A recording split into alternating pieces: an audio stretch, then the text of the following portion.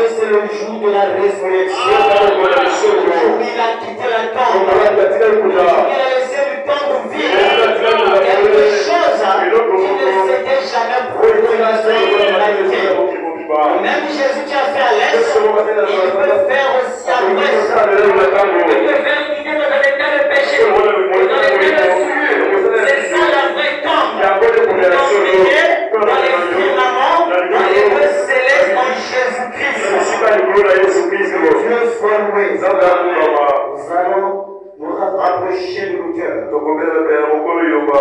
Seigneur Jésus, ô Père, nous te sommes infiniment reconnaissants de ta grâce et de ta miséricorde. Car si on regardait seulement à nous-mêmes, personne n'a même le droit de revenir tenir ta parole et surtout de la prêcher. Dans le premier exode, les Hébreux, quand ils disaient ta parole, ils n'avaient même pas le droit de toucher à cette parole. Ils savaient le bâton. Parce que leur vie n'était pas conforme. Mais maintenant, le rideau du voile a été déchiré. Et juste en bas, la divinité qui était là-dedans, elle pouvait sortir, entrer dans chaque homme et femme, afin de faire de nous un royaume de sanctificateur. Toi, notre Dieu, ainsi bénis la parole de ce matin. Toi-même viens la prêcher. Garde-moi du chemin, car je n'ai aucune capacité, ni aucune faculté de la transmettre. Ceux qui peuvent le faire, c'est toi, notre Seigneur et Sauveur, Jésus-Christ. Voilà pourquoi, Père, tu es le Dieu tout-puissant, tu es le chef de toute autorité, le Dieu suprême. Dans ce matin, rentrez dans cette salle, sous ton autorité, chaque esprit, pour la prééminence de la réponse, que tout ce qui est lève, continue de confesser dans ce salon, nous jetons cela au dehors, au nom du Seigneur Jésus-Christ, Père, cher juste bien-aimé, que chacun soit connecté à la parole, pendant la distance, pendant les voies de la pensée, pendant la souillure, pendant tout ce qui ne lève pas de Seigneur, descend, agit, manifeste-toi, la recherche, ton précieux parfait vers le gouvernement, car ainsi précieux, demandez, Amen. Que Dieu vous bénisse. Sans plus tarder, nous allons lire la parole. Nous allons prendre le livre de Genèse. Nous allons prendre directement. Nous allons prendre le verset 9. Il y eut encore un songe.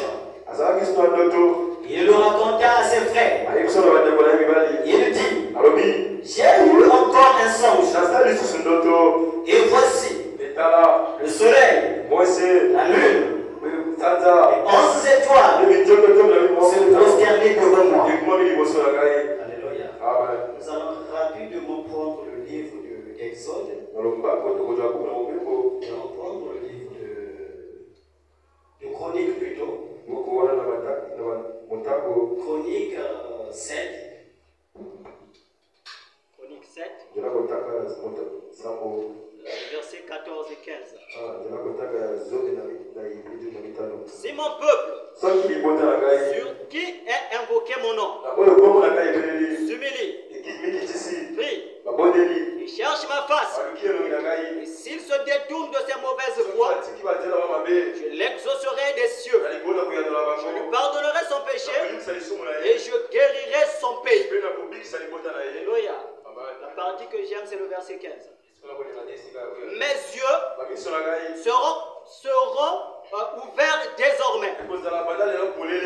Et mes oreilles seront attentives à la prière faite en ces jours. Vous pouvez vous asseoir, je vous en prie. Seigneur Jésus, merci pour la parole que vous venez de lire. Nous allons lire un texte. Dieu, toi, apporte-nous le contexte dans lequel nous serons. Tu connais la situation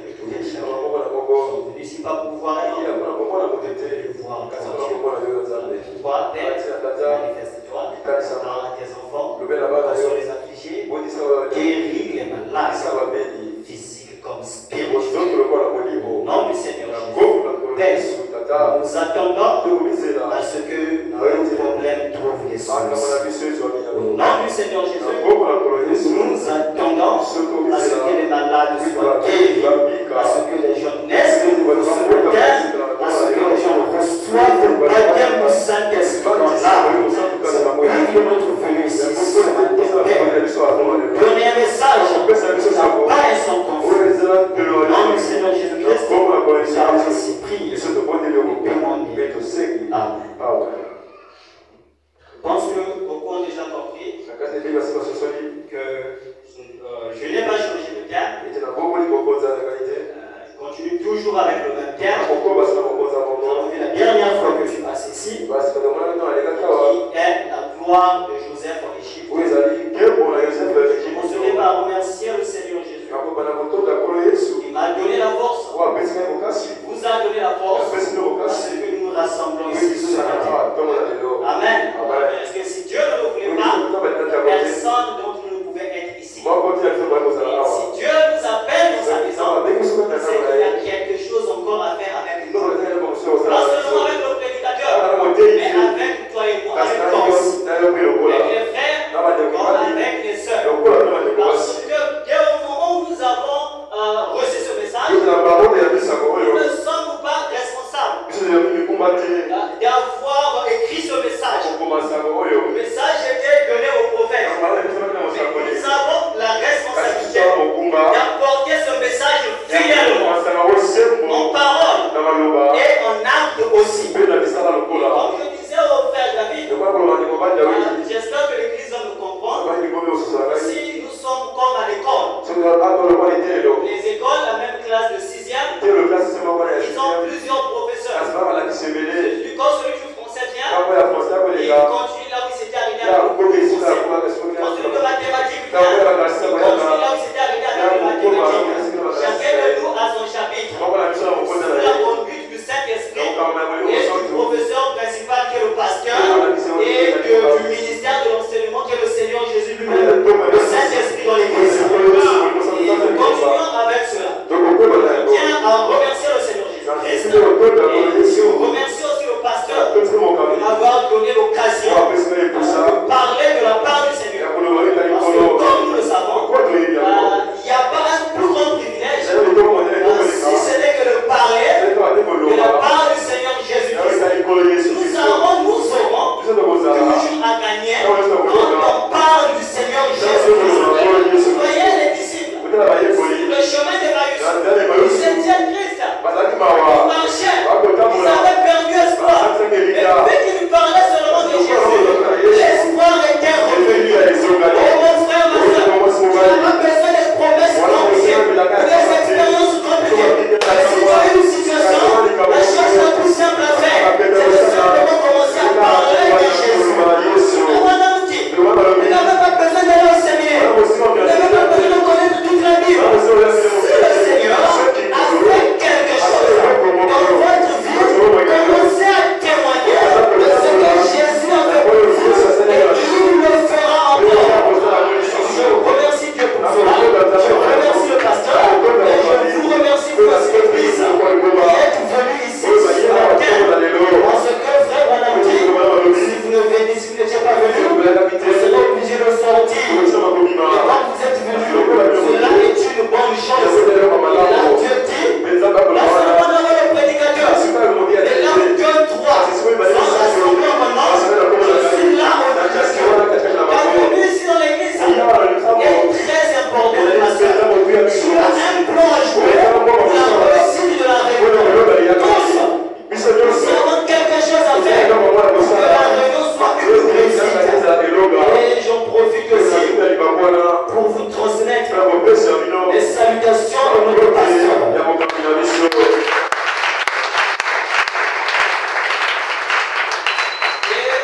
J'en profite aussi. Je sais qu'il est déjà là. Pour transmettre les salutations de notre Seigneur Sauveur.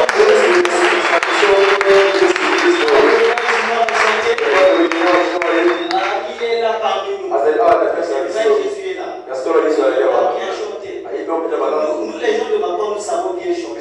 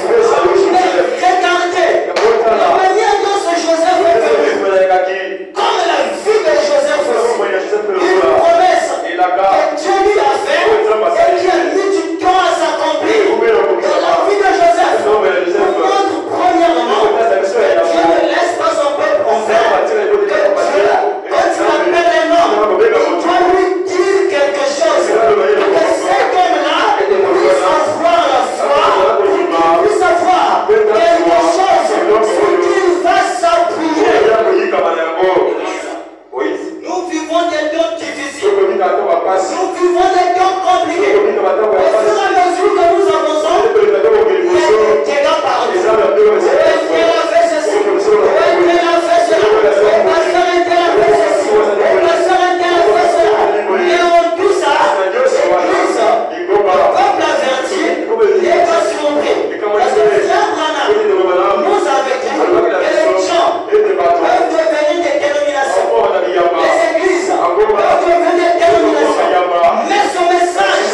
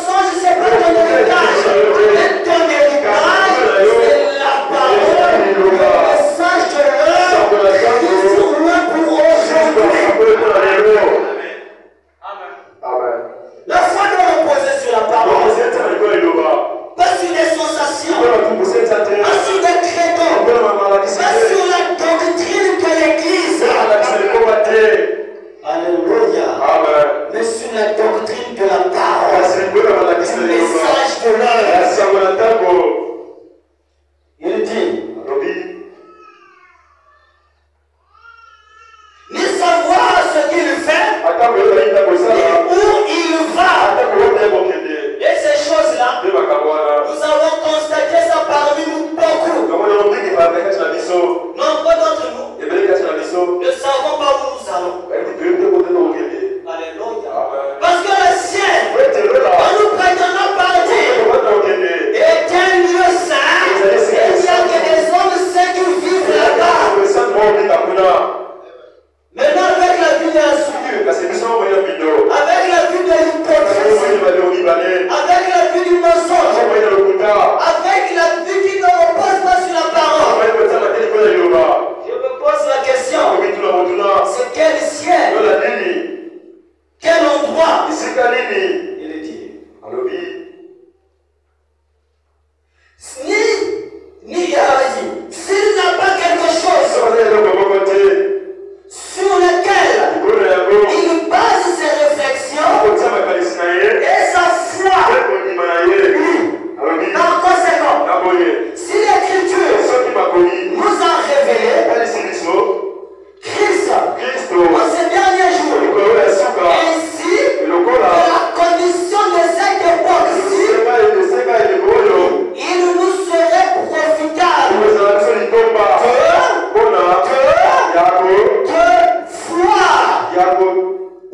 nous en sommes. Comment nous a prêché si le vendredi? La marche de laquelle nous faisons, c'est une marche pyramidale.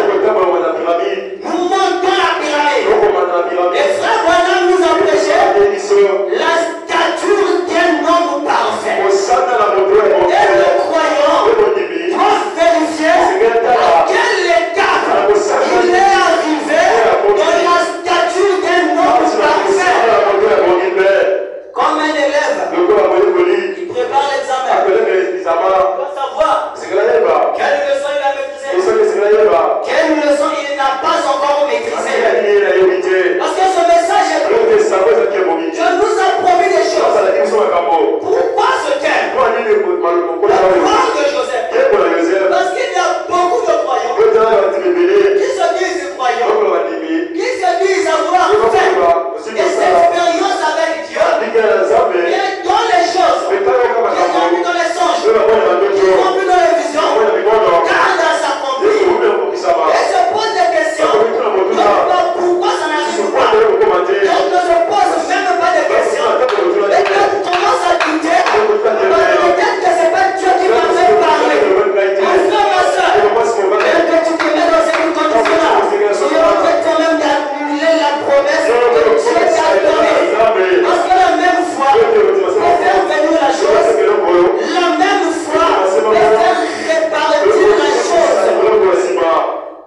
Joseph, qui fut la première venue, et la seconde venue de Christ, qui était Christ, comme Joseph, qui est venu comme un agneau. On a traité comme on pouvait le traiter. Oh, c'était un rêveur. C'est une insulte grave. Yana, Ima. Il ne connaît rien. Les autres vont travailler. Il fait tout cela. Quand il parle de ses expériences, les autres les critiquent. Les autres se moquent de lui.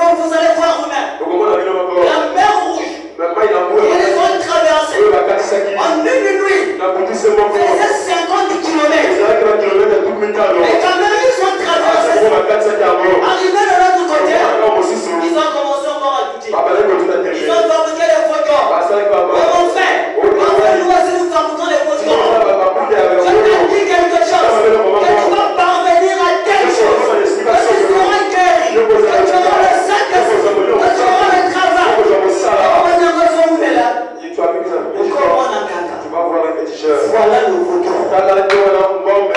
Commence à raisonner. Voilà le vaudou. Depuis un certain temps, je sens que l'église, le peuple de Dieu, est en train de changer de dimension. Qu'est-ce que tu le fais pas? Le même Dieu qui t'a fait la promesse, il est plus que capable d'accomplir cette promesse-là. On dirait que les gens doutent. Éloigne la foi, éloigne l'incrédulité de toi. Mets la foi dans le cœur. Commence à penser en promesse. Un jour, il y avait un homme, l'aveugle Bartimée. J'aime bien parler de l'aveugle Bartimée. Parce que c'est l'état aussi du christianisme. Quand tu es païen, tu es aveugle. Quand tu deviens chrétien, tu commences à voir. Tu vois le plan de Dieu, tu vois les manifestations de Dieu, et tu ne peux pas chanceler. Bartimée était là, assis sur l'expérience de Josué. Voilà la pierre. Sur laquelle il était assis. C'était la pierre que Josué avait fait couler quand le mur de Jéricho était tombé. Un jour, maman m'avait dit qu'un jour, le Dieu d'Israël, par des simples chants, avait fait couler les murs de Jéricho. Oh, si j'avais vécu à l'époque de Josué, regardez les croyants d'aujourd'hui. Si j'avais vécu à l'époque de Jésus, si j'avais vécu à l'époque de Branham, il dit un jour, le jour bien qu'il n'en parle là, le prophète Élie l'avait séparé au milieu et il était passé. Et la même personne, son disciple le plus fidèle, parce que l'ange de Dieu reste avec les vrais. Quand le messager va, il n'emmène pas Dieu, mais l'ange reste avec les disciples fidèles.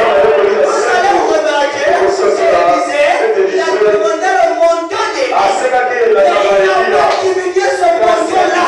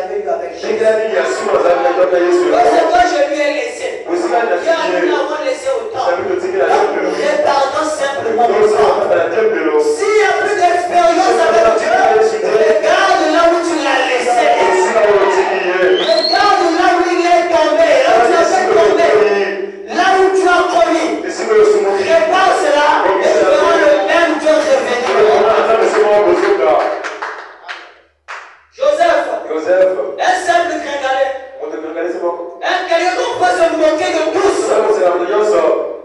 Quelqu'un qu'on pouvait dénigrer. Dieu est le Dieu qui prend quelqu'un du ridicule et l'amène au sublime. Dieu est capable, comme avec David, de prendre quelqu'un du pâturage et l'emmener jusqu'au trône. Ceux qui sont loin, qui ont gardé l'onction, qui ont gardé la promesse, qui ont gardé la parole de leur jour, qui ne la dissouent pas, qui ne la falsifient pas, qui ne la vendent pas pour un plat de nourriture, qui ne la vendent pas pour un service. Mais Dieu est avec ceux qui gardent l'héritage. Et cette parole, c'est ça notre héritage. Joseph, un homme dont on pouvait se moquer, un homme qu'on pouvait critiquer, mais lui dans son cœur, il avait tissé une alliance avec Dieu. Lui dans son cœur, il avait une expérience avec Dieu. C'est celui qui m'avait parlé, ce n'était pas le diable, mais c'était Dieu qui m'avait parlé.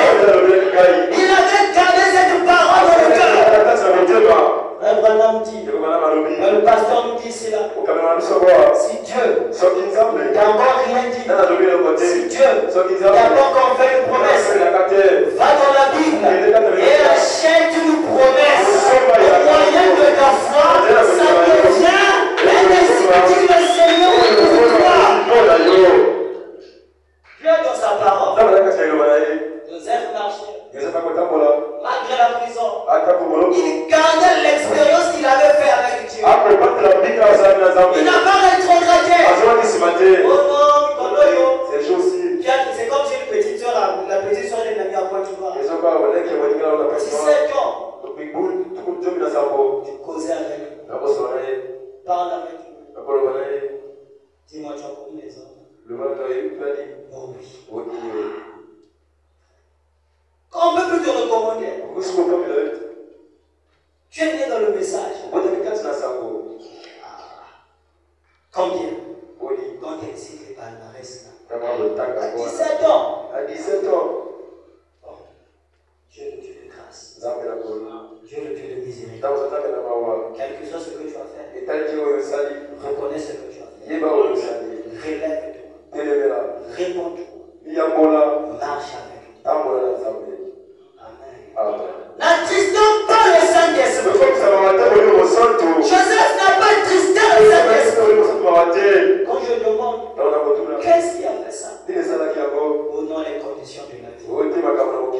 Dieu a toujours un témoin quelque part. La condition dans laquelle je suis, il y a quelqu'un aussi qui est quelque part, qui est dans la même condition. Maintenant Dieu regarde. Personne n'aura raison. Moi c'est parce que je ne mangeais pas. Moi c'est parce que. Mais si Joseph avait dit, ah Seigneur, la prison là, je vais repartir. Je vais tourner avec la femme de Potiphar. Non. Joseph savait que le Dieu qui m'a fait la promesse, il est plus que la maison de Potiphar. Il est plus que ce que Potiphar peut me donner. Et vous allez voir, Joseph veut monter sur le trône. Même Potiphar regarde le petit de Joseph.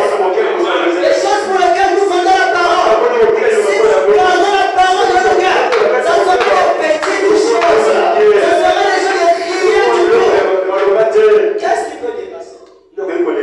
La promesse de Dieu. Dans la vie d'un croyant. La parole de Dieu. Qu'est-ce qui peut dépasser? Dieu connaît ce qui est bon. Dieu connaît là où il est en train de t'emmener. Dieu connaît là où il faut partir avec toi. Joseph, qui rectifie Christ dans sa première venue. Même Joseph, aimé de son père, haï de ses frères. Jésus aussi, était aimé du père, haï de ses frères. Et même Joseph, qui a été vendu par ses frères. Même Jésus. Alors, Dieu, il n'y a pas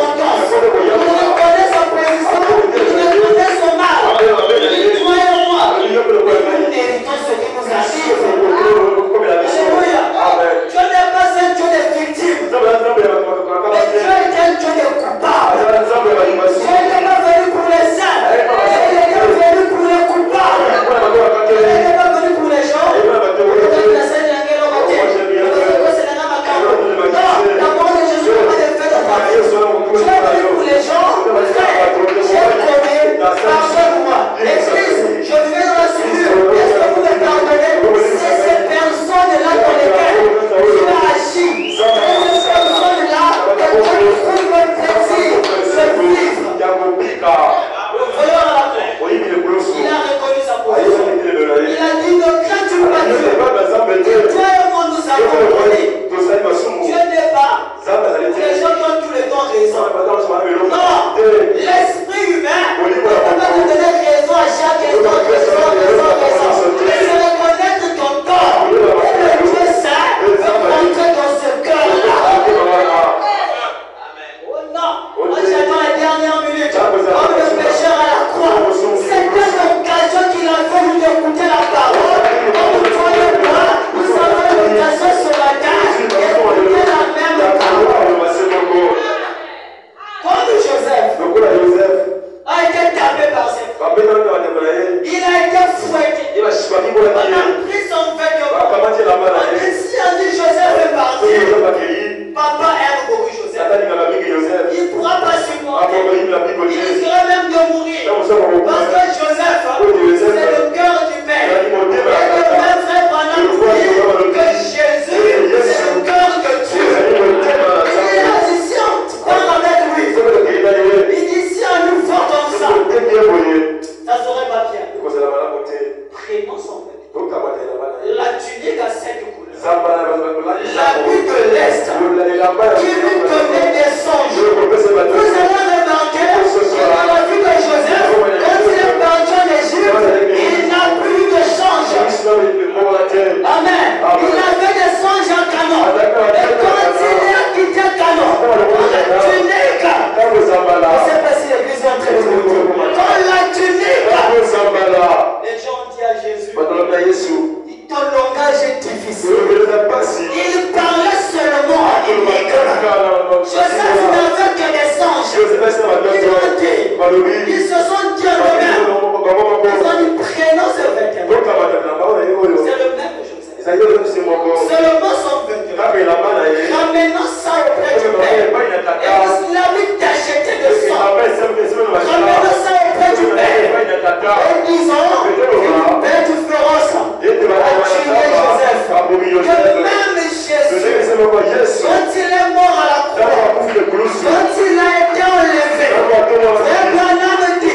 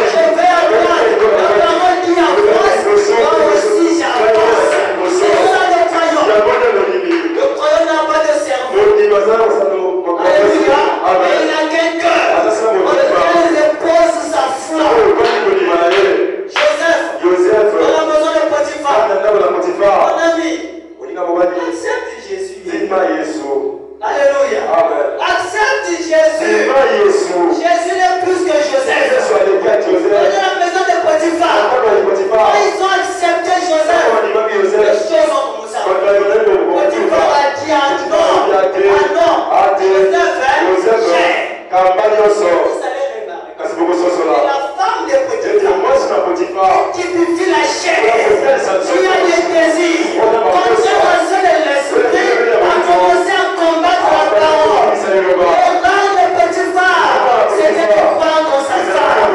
L'erreur du croyant, c'est de croire dans sa chair. Si tu crois dans ta chair,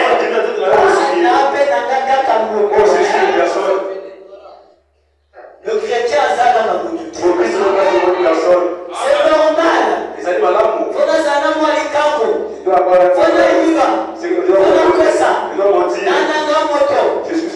chrétien est un être surnaturel. Dieu est surnaturel. Les enfants de Dieu aussi sont surnaturels. Dieu est mystique. Les enfants de Dieu aussi sont mystiques. Vous savez, ce qui nous différencie, ce qui différencie le croyant avec Jésus, c'est une affaire de quantité. Est-ce que vous le connaissez? C'est une affaire de quantité. Mais en qualité, la même divinité, les mêmes qualités, quelqu'un en Jésus et son épouse. Alléluia. C'est comme l'eau. On peut prendre l'eau de la rivière Sainte. Mets ça dans une cuillerée. J'emmène ça au laboratoire. Cette eau aura les mêmes éléments que l'eau de la rivière Sainte. Mais la quantité ne sera pas la même. Dieu, tout ce qui est en Dieu a été déversé en Christ. Tout ce qui est en Christ a été déversé dans l'Église. Et même Joseph, qui était à l'est, c'est le même Joseph qui s'est retrouvé à l'ouest. Et la dispensation a changé. Vu que l'est, vu que l'ouest, on a reconnu Joseph. Le panetier fallait qu'il meure. Et le panetier, c'est lui qui typifie les trois rebelles. Il y avait trois corbeilles sur les terres. Le rebelle de Luther, le rebelle de Wesley, le rebelle de Pentecôte. La vie était en train de changer. La même vie qui était dans le crâne et qui est rentrée dans la balle, dans les crêtes plutôt, qui est rentrée dans la balle, c'est celui qui devait se retrouver dans la crête, dans l'épouse, qui acceptait le message de son jour. Joseph en Égypte n'a plus fait des songes. Il y a des temps des songes, il y a des temps des promesses, mais il y a un temps de l'accomplissement. Pas tous les temps la seule songe. Ça va aller d'envoyer. Tu as dit ceci, c'est bien.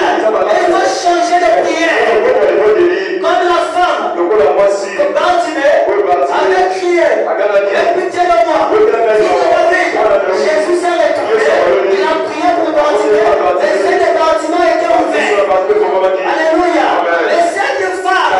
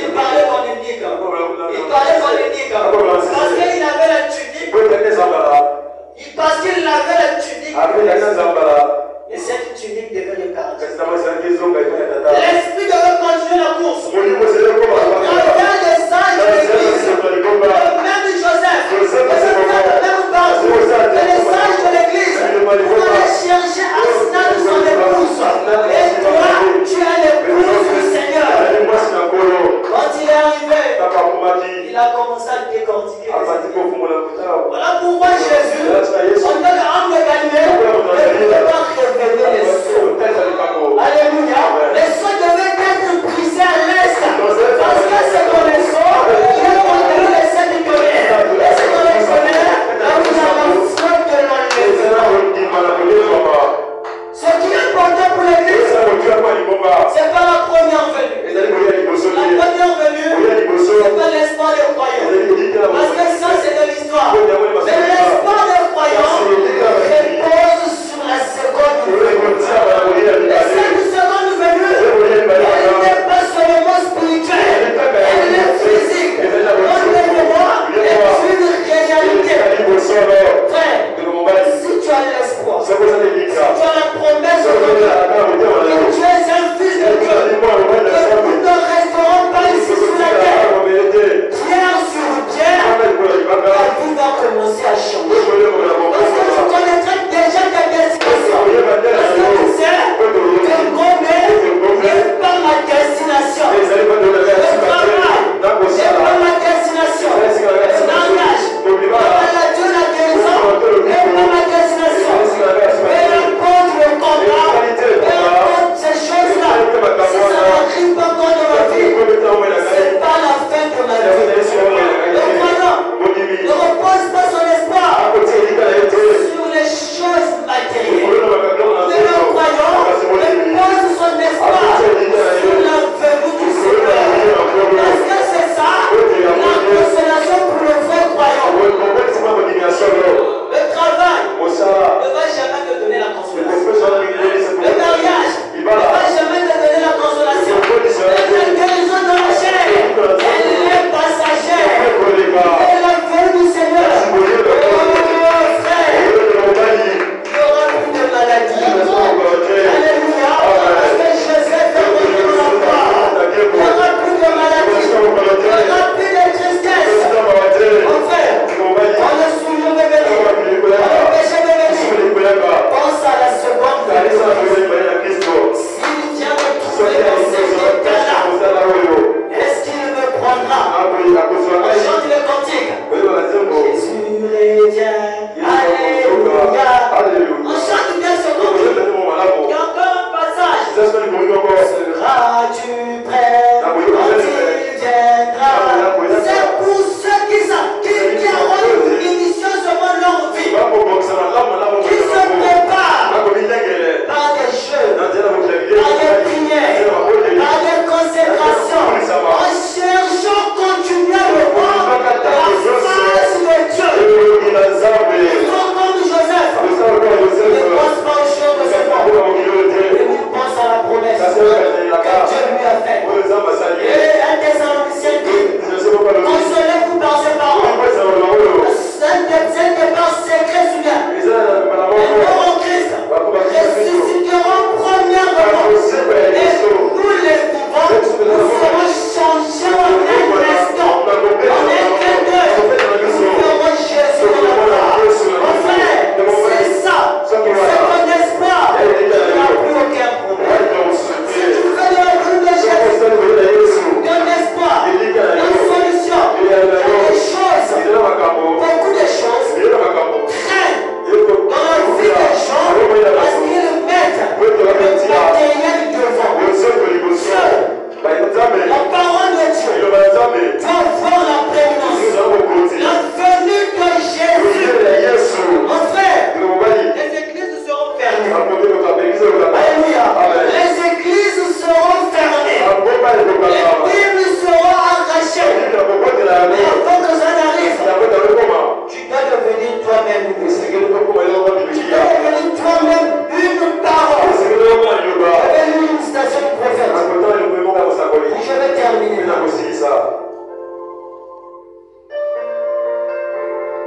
Ne fais pas des biens de ce monde la consolation, mon frère. Il n'y a aucune consolation dans les choses de ce monde. Amen. Il n'y a aucune consolation pour les biens de ce monde. Garde la promesse. Garde la promesse que Dieu t'a faite. Qu'est-ce que Dieu t'a dit? Si Dieu n'a rien dit, et sont dans la Bible, achète une promesse.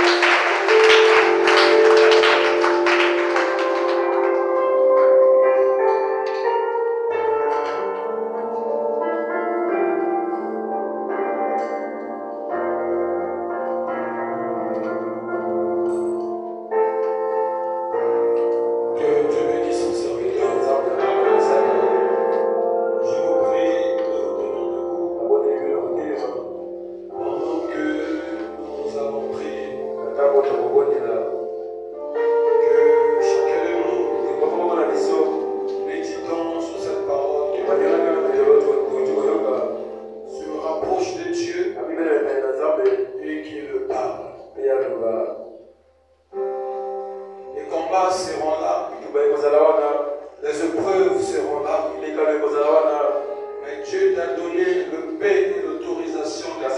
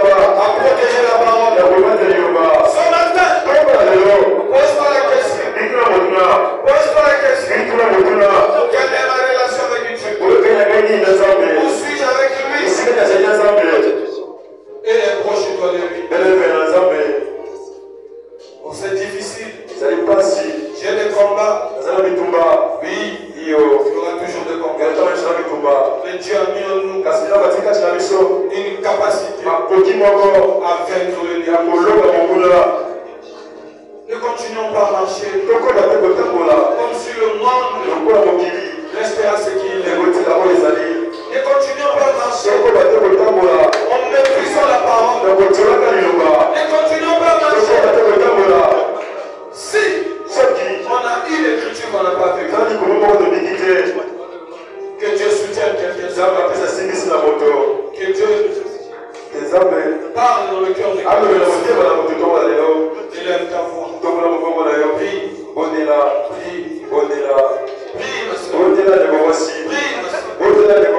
Joseph, s'il ne s'est pas privé, s'il n'a pas pris de bonnes décisions, il ne serait pas arrivé là où il est arrivé.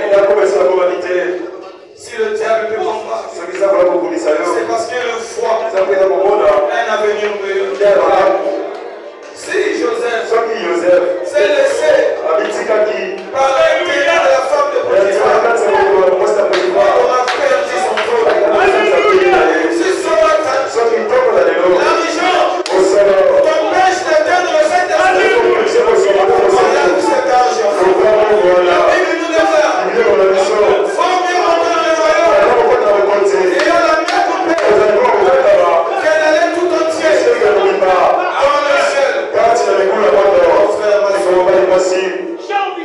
Chaque jour Dieu nous parle. Ça parle comme un jeu. Dieu te parlera pour la dernière fois. Après ce jour, tu vivras ta vie comme tu veux. Tu viendras à l'église. S'appuyant sur l'argent. S'appuyant sur la bénédiction. S'appuyant sur ta mort. Mais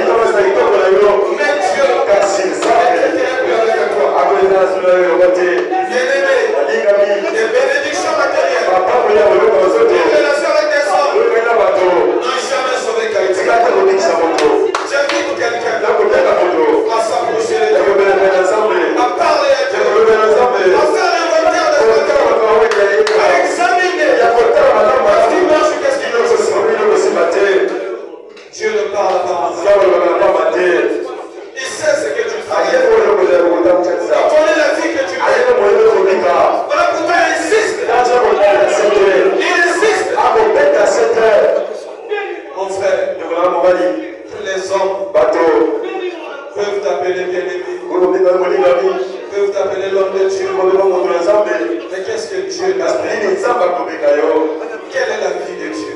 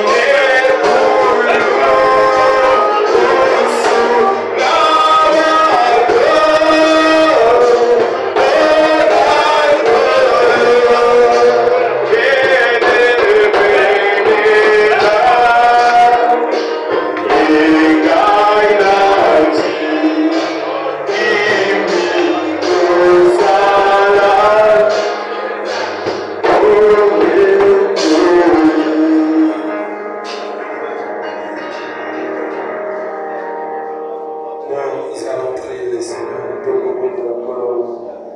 Mais avant que nous puissions prier, est-ce que quelqu'un peut élever sa main pour dire, Seigneur, je n'ai pas marché droit devant toi. Et ma main levée ce matin, ce n'est pas pour que les hommes voient cela, mais c'est pour que toi tu puisses rester. Derrière cette main levée se cache un engagement de te servir par ta grâce. Derrière cette main levée se cache un engagement pour te dire, papa, je veux me séparer de la vie. L'heure est grave. Le temps est compté. Les prophéties s'accomplissent. Seigneur Dieu de gloire, je lève ma main, Seigneur, vers toi, ô Seigneur. Une manière pour moi de te dire, je n'ai pas marché dignement devant toi. Et chaque jour, Seigneur, je vais me rapprocher de toi davantage. Ce matin, tu as parlé, Seigneur. Qui peut parler comme ça? À part toi. Seigneur, l'homme peut mépriser ta voix aujourd'hui. Un jour, comme le dit ce verset,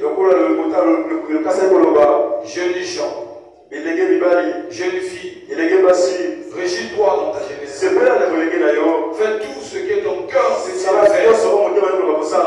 Mais n'oublie pas, un jour, Dieu t'appellera au jugement. Père, les gens peuvent dire, depuis le temps que vous criez, vous constatez que les gens ne changent pas.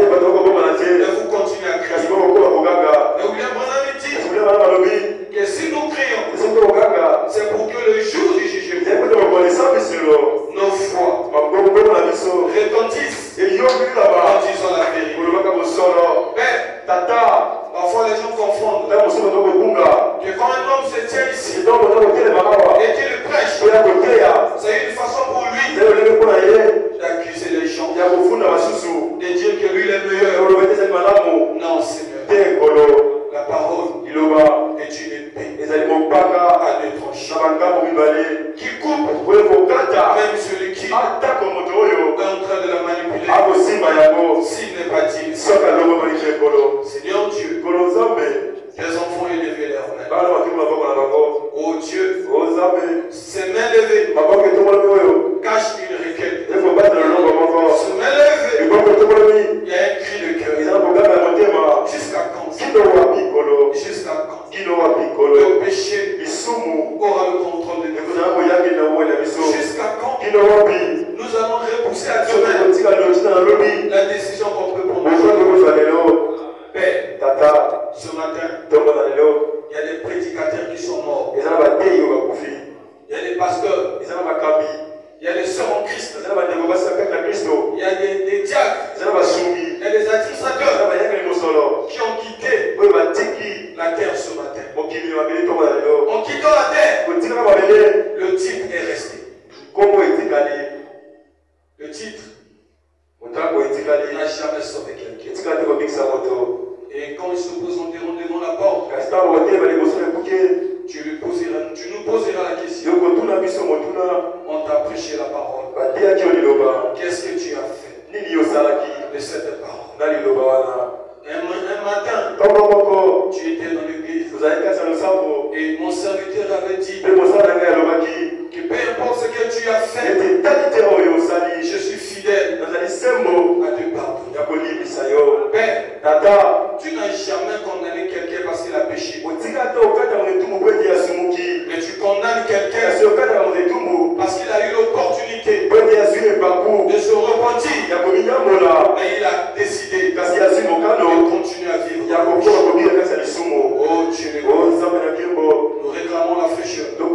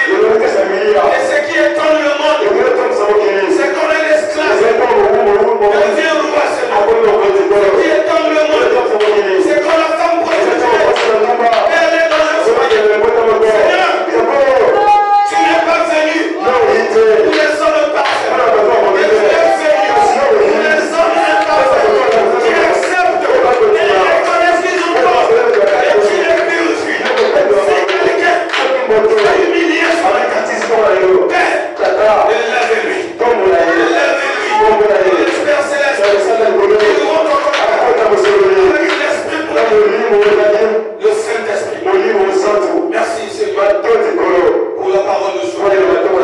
Merci Jésus pour ton serviteur. Bénis lui Père. Si dans les jours à venir, nous l'écoutons, qu'il nous parle plus que ça. Seigneur, bénis chaque enfant de Dieu qui est ici. Tu connais la profondeur du cœur. Exauce ce cœur. Bénis le serviteur de notre pasteur. Conduis ta grâce. Veille sur sa famille. Ses enfants sur la vie. Veille sur chaque membre. Au nom de Jésus. Père, nous voulons rentrer. Rentre avec nous. Que les jours à venir, quand tu nous ramèneras dans ce lieu, notre cœur sera dans la joie. Au nom de Jésus, nous te prions ainsi. Et on la foi à l'infaillibilité